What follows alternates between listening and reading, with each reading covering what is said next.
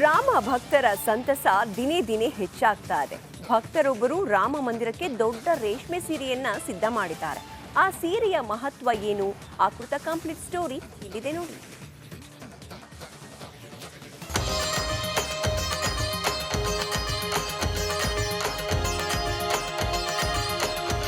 ಶ್ರೀರಾಮನ ಪ್ರಾಣ ಪ್ರತಿಷ್ಠಾಪನೆಯ ಐತಿಹಾಸಿಕ ಕ್ಷಣಕ್ಕೆ ಅಯೋಧ್ಯೆ ಮದುವಣಗಿತ್ತಿಯಂತೆ ಸಿಂಗಾರಗೊಂಡು ಸಜ್ಜಾಗಿದೆ. ಈ ಅಮೋಘ ಕ್ಷಣವನ್ನ ಕಣ್ತುಂಬಿಕೊಳ್ಳಲು ಕೋಟ್ಯಾಂತರ ಭಕ್ತರು ದೇಶ ವಿದೇಶದಿಂದ ಅಯೋಧ್ಯೆಗೆ ಭೇಟಿ ಕೊಡಲಿದ್ದಾರೆ. ಭಕ್ತರು ಮಂದಿರಕ್ಕೆ ವಿಭಿನ್ನ ರೀತಿಯಲ್ಲಿ ಗೌರವ ತೋರುತ್ತಿದ್ದಾರೆ. ರಾಮ ಭಕ್ತನಾಗಿರುವ ನೇಕಾರರೊಬ್ಬರು ವಿಶೇಷ ರೀತಿಯಲ್ಲಿ ಸೀರೆ ನೇಯ್ದು ರಾಮ ಮಂದಿರಕ್ಕೆ ಅರ್ಪಿಸಿದ್ದಾರೆ. ಆಂಧ್ರದ ಅನಂತಪುರ ಜಿಲ್ಲೆಯ ನೇಕಾರರು 4 ತಿಂಗಳು ಶ್ರಮಿಸಿ ರಾಮಾಯಣದ ಪರಿಕಲ್ಪನೆಯಲ್ಲಿ ಸೀರೆ ರಚಿಸಿದ್ದಾರೆ. ಸೀರೆ ಪೂರ್ತಿ 13 ಭಾಷೆಯಲ್ಲಿ ಜೈ ಶ್ರೀರಾಮ್ ಅಂತ ಬರೆದಿದ್ದಾರೆ. ಸಿದ್ಧಗೊಂಡಿದೆ ಸೀರೆ. ಈ ರೇಷ್ಮೆ ಸೀರೆಯು 60 ಮೀಟರ್ ಉದ್ದ ಹಾಗೂ 44 ಇಂಚು ಅಗಲವಿದ್ದ ಹಳದಿ ಹಾಗೂ ಗುಲಾಬಿ ಹಸಿರು ಬಣ್ಣದಲ್ಲಿ ಕಂಗೊಳಿಸುತ್ತಿದೆ. ಈ ರೇಷ್ಮೆ ಸೀರೆಯು ಸುಮಾರು 16 ಕೆಜಿ ತೂಕವಿದೆ. ಅಲ್ಲದೆ ಈ ವಿಶೇಷ ರೇಷ್ಮೆ ಸೀರೆಗೆ ರಾಮಕೋಟಿ ವಸ್ತ್ರಂ ಅಂತ ನಾಮಕರಣ ಮಾಡಿದ್ದಾರೆ. ಈ ಸೀರೆ ತಯಾರಿಸಲು ಸುಮಾರು 1.5 ಲಕ್ಷ ರೂಪಾಯಿ ಖರ್ಚು ಮಾಡಲಾಗಿದೆ. ಇನ್ನು ಈ ವಿಶಿಷ್ಟ ಸೀರೆಯನ್ನ ಸಾಕಷ್ಟು ಶ್ರಮ ಹಾಗೂ ಹಣವನ್ನ ನಾಗರಾಜು ವ್ಯಯ ಮಾಡಿದ್ದಾರೆ.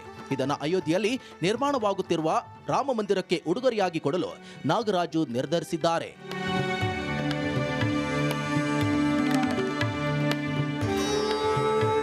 ಸದ್ಯ ಶ್ರೀರಾಮ ಭಕ್ತ ನೇಕಾರರು ತಯಾರಿಸಿದ ಈ ಸೀರೆಯನ್ನ ಸಾಮಾಜಿಕ ಜಾಲತಾಣದಲ್ಲಿ ನೋಡಿದ ನೆಟ್ಟಿಗರು ನಾಗರಾಜು ಅವರ ಶ್ರಮ ಹಾಗೂ ರಾಮನ ಮೇಲಿಟ್ಟಿರುವಂತಹ ಭಕ್ತಿಗೆ ಮನಸೋತಿದ್ದಾರೆ. Bureau report, Republic Kannada, Bengaluru.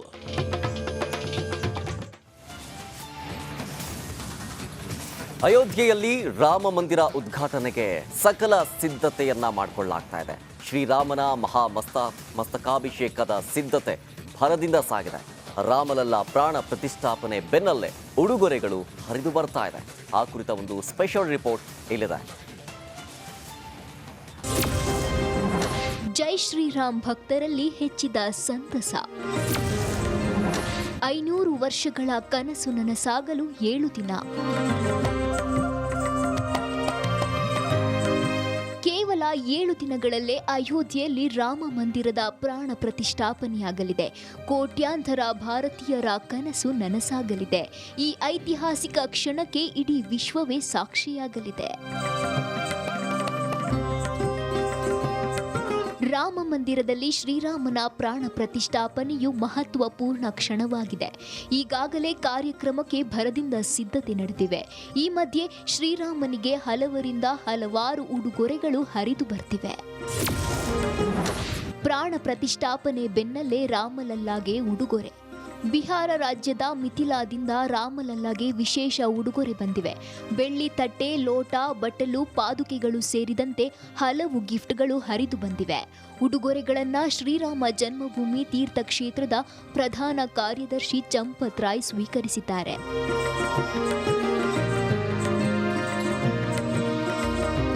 ಇನ್ನು ಅಯೋಧ್ಯೆಯ ಶ್ರೀರಾಮನಿಗೂ ಬಿಹಾರಕ್ಕೂ ಅವಿನಾಭಾವ ಸಂಬಂಧ ಇದೆ.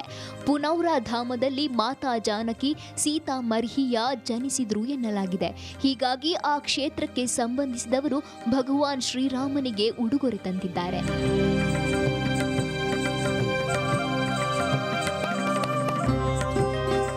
ಸುಮಾರು ಶತಮಾನಗಳಿಂದ ಕಾಯುತ್ತಿರುವ ದಿನಕ್ಕೆ 7 ದಿನ ಬಾಕಿ. ಒಟ್ಟಿನಲ್ಲಿ ಶ್ರೀರಾಮನ ವಿಗ್ರಹದ ಪ್ರಾಣ ಪ್ರತಿಷ್ಠಾಪನೆ ಕಣ್ತುಂಬಿಕೊಳ್ಳಲು ಭಕ್ತರು ಕಾತುರರಾಗಿದ್ದಾರೆ. Bureau report, Republic Kannada.